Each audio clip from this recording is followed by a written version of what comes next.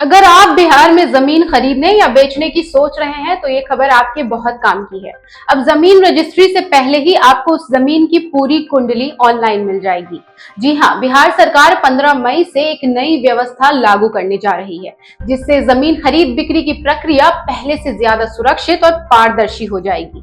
नई व्यवस्था के तहत अब खरीदार जमीन खरीदने से पहले ही उससे जुड़ी सभी जानकारियां ऑनलाइन देख सकेगा। इससे सबसे बड़ा फायदा ये होगा कि जमीन बेचने वाले व्यक्ति की पूरी डिटेल पहले ही सामने आ जाएगी और धोखाधड़ी या फर्जीवाड़े की संभावना काफी कम हो जाएगी। अब रजिस्ट्री से पहले जमीन से जुड़ी 13 तरह की जानकारियां देना अनिवार्य होगा। इसमें विक्रेता की जानकारी, खाता नंबर, खसरा नंबर, रकबा समेत कई अहम डिटेल शामिल होंगे। इतना ही नहीं, कोई भी खरीदार जमीन खरीदने से पहले अंचल अधिकारी यानी सीओ से उस जमीन की जांच रिपोर्ट भी हासिल कर सकेगा।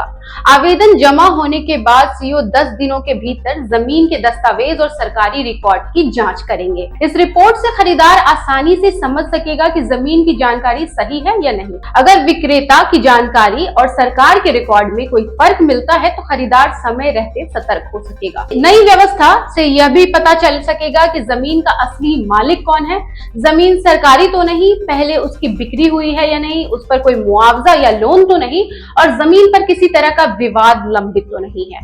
सरकार का मानना है कि नई प्रक्रिया में बिहार में जमीन विवाद और उससे जुड़े अपराधों में कमी आएगी, साथ ही भू माफिया और बिचौलियों पर भी लगाम लगेगी। अब रजिस्ट्री के बाद नहीं बल्कि पहले ही जमीन की पूरी सच्चाई सामने आ जाएगी। क्या है आपकी इस खबर पे राय, हमें कमेंट करके बताइए।